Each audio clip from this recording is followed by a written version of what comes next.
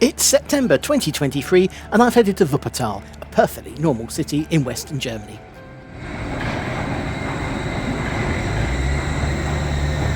Apart from its DangleBahn.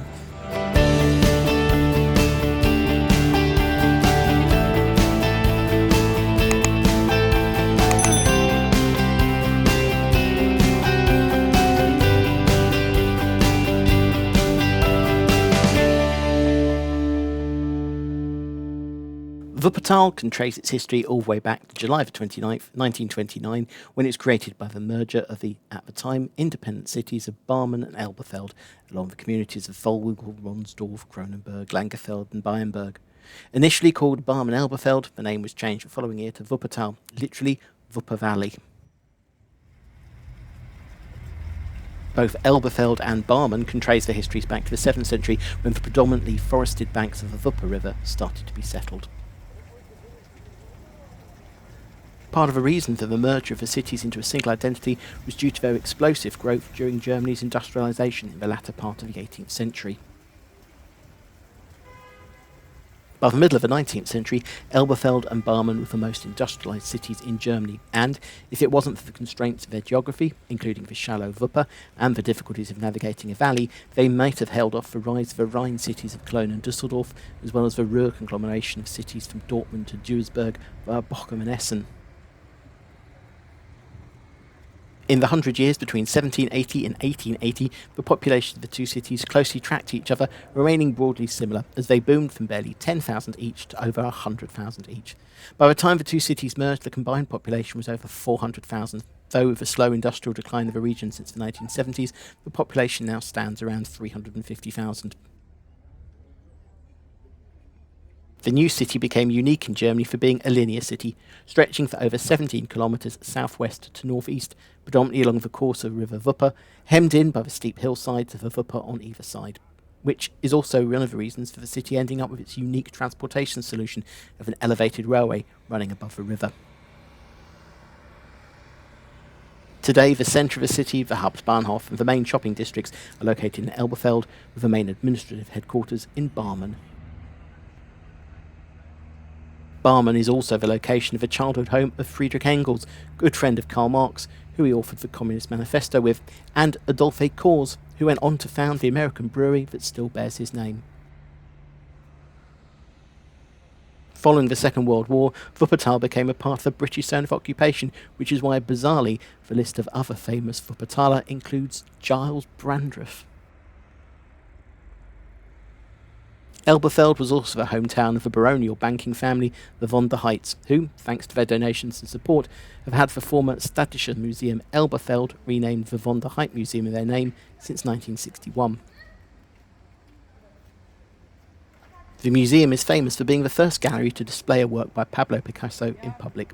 The gallery had a number of works by Picasso and his contemporary Max Beckmann, which the Nazis declared to be degenerate art, and a large part of the museum's collection was confiscated by the Nazis, with a significant part sold or destroyed. Today, the gallery houses a small permanent collection, as well as a space for temporary exhibitions. At the time of visiting, an exhibit on Picasso and Beckmann was taking place, but it was being policed by a very strict, personal, non-sharing photography policy that explicitly excluded taking any photos or videos to put on the internet. So, no footage of that. The museum is housed in the old town hall of Elberfeld that was in use from 1831 until 1902, at which point it was converted into the museum. At the far end of the city in the Oberbarmen district is another imposing former building that's been converted into a museum, though its uses have been a bit more varied. The Heckenhausen gasometer was built between 1950 and 1952 to replace gas containers that were destroyed during an air raid on Barmen in May 1943. Designed to house 60,000 cubic metres of gas in a rigid external structure with an internal disc that moved up and down based on the volume of the gas inside, the building soon became an icon of the skyline of the city, sitting opposite the railway line from the Schwebebahn terminal when arriving from the east.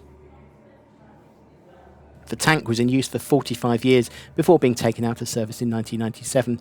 Originally planned to be demolished, those plans were quickly thwarted when it was placed under monumental protection in 1998 due to its position as a landmark and a testimony to the industrial history of the city. The structure sat unused for nearly 20 years until work began on converting it into a museum, cinema and viewing gallery called Visiodrom. The cinema screen is the largest in Europe and shows special films that have been created to be displayed in its very specific layout. The films are accompanied on the ground floor by an exhibition in the museum space. At the time of visiting, the exhibition and film were on Leonardo da Vinci. A 5-storey concrete structure which houses a gym, restaurant, a second small museum, as well as the seating for the cinema, has been built in the middle of the gasometer. And only when you walk around the outside of the building, inside the shell of the gasometer, do you truly get an understanding of the scale of the building. Above the 5th floor seating area, the screen of the cinema rises, wrapped around the full circumference of the building. Made all the more impressive once the projection starts.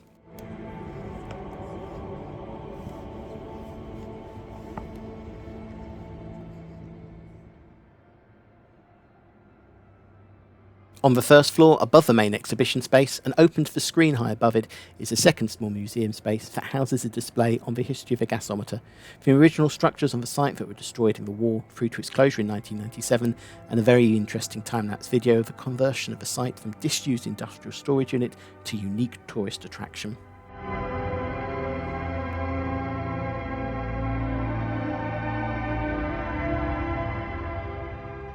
And, of course, if you own the tallest structure in the city, you're going to want to put a viewing platform on the roof, which the Visiodrom has done, and from up here they're good views over this upper end of the city, Oberbarmen, Barmen, and the hills either side of the Wupper River.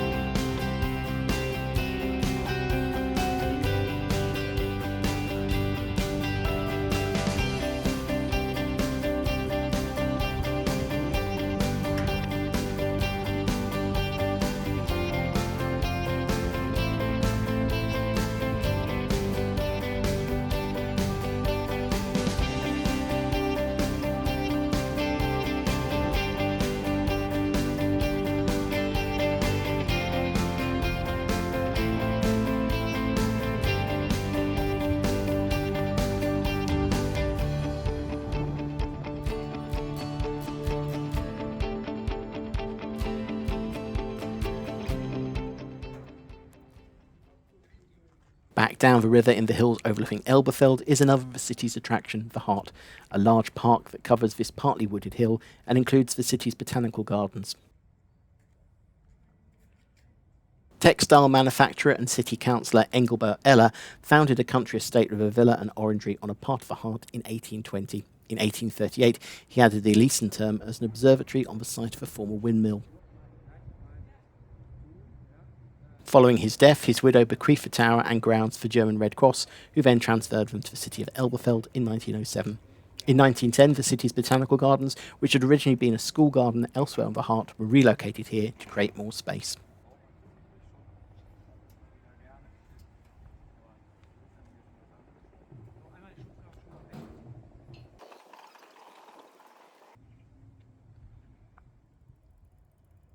In 2006, 3 new greenhouses were added to the site. The largest has an exhibition space as well as being used for overwintering plants, whilst the 2 smaller houses have specialist collections of tubers and cacti respectively.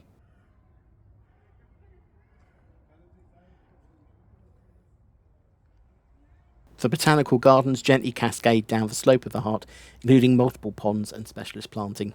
At the top of the garden, there's a cold water pond that includes fish and was being swarmed by massive dragonflies that the camera totally failed to pick up when I visited.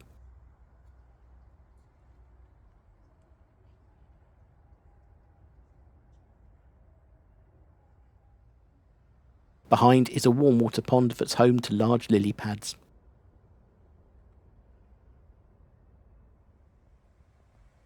At the centre of the garden is a large rock garden that you can walk through on different levels.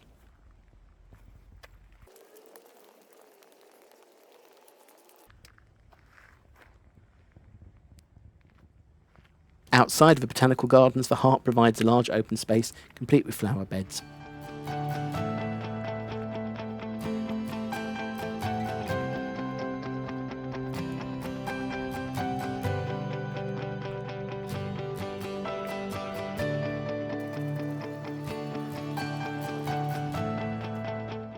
And views down on the old centre of Elberfeld.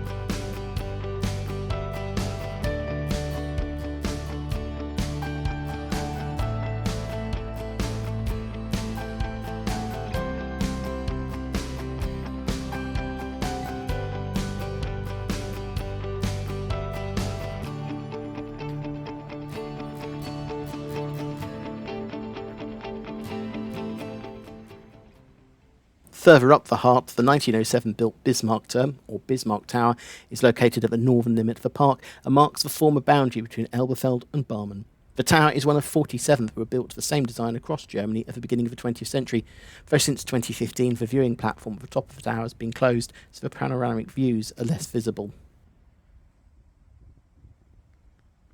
Something else that's been closed for a while is the Nordbahn.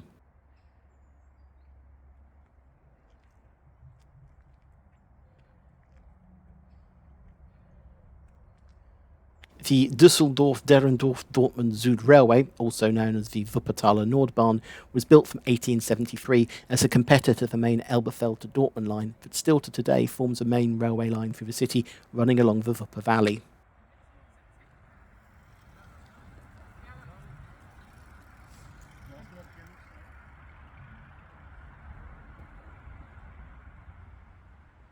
Because the main line had taken the only really usable route through the valley floor, the Nordbahn was forced to build along a far more complex route, creating a terrace along the hills in the north of the city, requiring multiple tunnels, bridges and viaducts.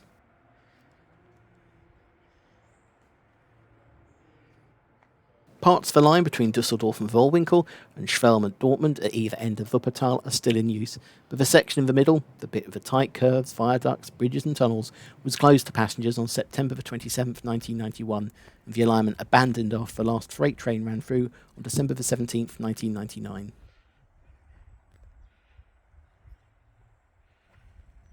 Starting in 2005, plans are made to transform the abandoned lines into a leisure path for cycling and walking.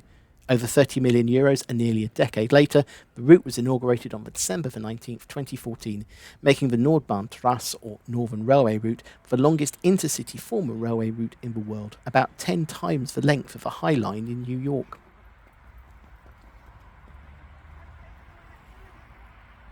The route runs for 22 kilometres and includes not only the track bed of the former Northern Railway, but also the bed of the former Wuppertal-Wicklinghausen to Hattingen railway line.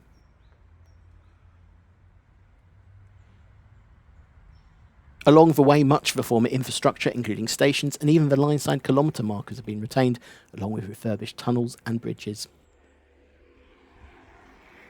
The most interesting section of the path starts at the site of the former Wuppertal Dorp station, which is where the line starts to wind its way along the hillside through a series of tunnels and bridges, past the sites of Ottenbruck, Merck and Osterbaum stations.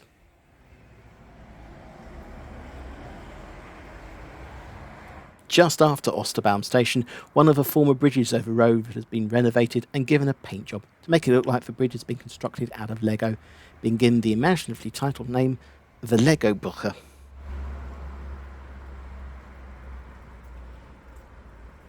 Wuppertal Low station was a junction with a short 4.5 kilometre branch to Hatzfeld, which closed even earlier than the Nordbahn, the last passenger train departing in 1963, and the line limping on with decreasing freight until the last train ran at the end of 1979, and the line officially closing on February 1st, 1980. Not that you'd necessarily know from the station, as it's been completely restored to how it would have looked when the trains were running. Its central island platform, canopy, and even the tracks of the old Hatsfield line looking like they're just waiting for the next departure. More than 32 years after the last train departed, the clock is still working at Low, and even with the trees growing out for platforms further down, it's only the lack of tracks on the Nordbahn that really show the station is closed. I've been at more rundown existing Deutsche Bahn stations that still have trains.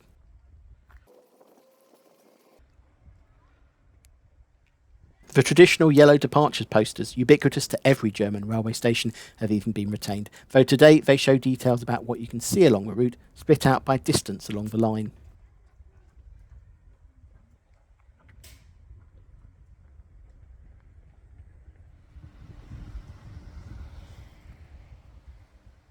At places, the trees that have grown up along the route, occasionally parked, offer views out over the Wupper Valley.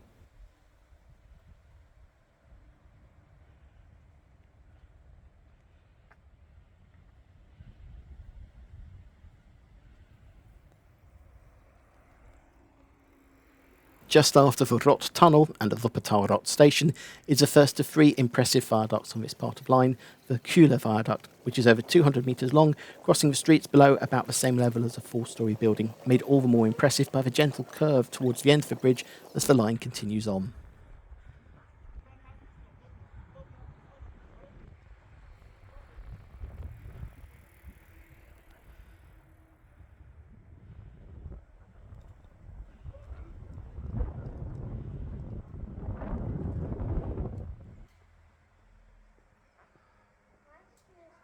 At 85 metres, that low tunnel is the shortest and straightest on the line, with the whole length visible at once.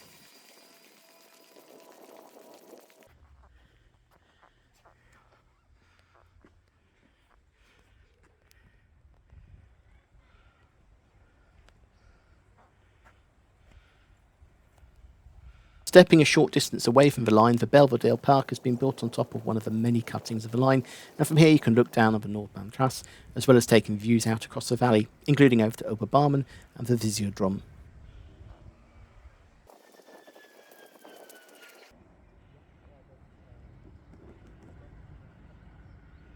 Wuppertal-Wittlinghausen station marks the end of the Northern Railway part route and the junction of the Wuppertal-Hattingen Railway. From here, the Nordbahntrasse takes up the route of the Hattingen Railway. Much like Low, the station's been retained and refurbished. But it's not just the Nordbahn and Hattingen Railway that meet here. Coming up from Wuppertal is the Oberbarmen-Wittlinghausen line, which takes two sweeping curves to climb up from the still-running main line in the valley up to here. The line closed in 1998, and following further works by the same team who built the Nordbahntrasse, the Schwarzbachtrasse, named for a large viaduct just before Wittlinghausen, opened in September 2020. The line includes the 290-metre-long Wittlinghausen Tunnel, which curves its way through the hill, as well as the very imaginatively titled Lego Brücke 2.0. But for all the abandoned railway lines, the city of Wuppertal is most famous for a railway line that is still hanging around, quite literally.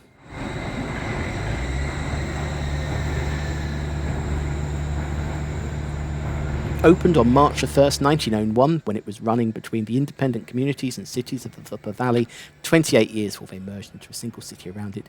The Schwebebahn is the backbone of the city's public transport and credited in part to helping to grow the area so much that the merger into a single city of Wuppertal became possible.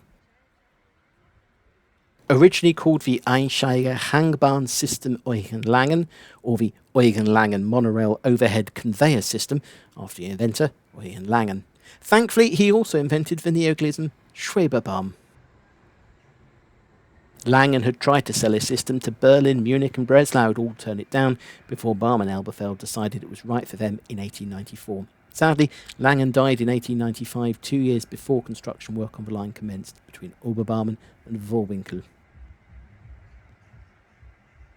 The line runs for 10.6 kilometres at a height of about 12 metres above the river Wupper before it turns inland and runs for the final 2.7 kilometres about 8 metres above the roads below. For all its peculiarities, the actual design is a pretty standard railway with a steel wheel running along a steel rail. It's just the cars for Schwebebahn hang below the wheels rather than being positioned above them as they would be on a standard railway. Also, because they hang, it only needs a single wheel in the middle above the car rather than two wheels either side. Whilst it's a tourist attraction and a bit of an oddity, it's also a vital part of the city's public transport, with the entire system having been renovated by 2014, and new trains being delivered in 2016, and a daily ridership of around 82,000. Due to the geography of the city, east-west communication is mostly funneled into a single main road and railway line that follow the route of the river. The river itself is too shallow to be of any use for transport, and the land doesn't lend itself to the easy construction of the metro system, which left the space above the river as the only convenient space to position a transport solution, and so Langen's system became the logical choice, the coming together of technology and geography. The trains operate more like a tram line, turning round a loop at the end and heading back. Therefore, there's only a driver's cab at one end, which means you can sit at the back of the train and look out the big end window for some stunning views as the train floats high above the Wupper River and the roads of Wollwinkel.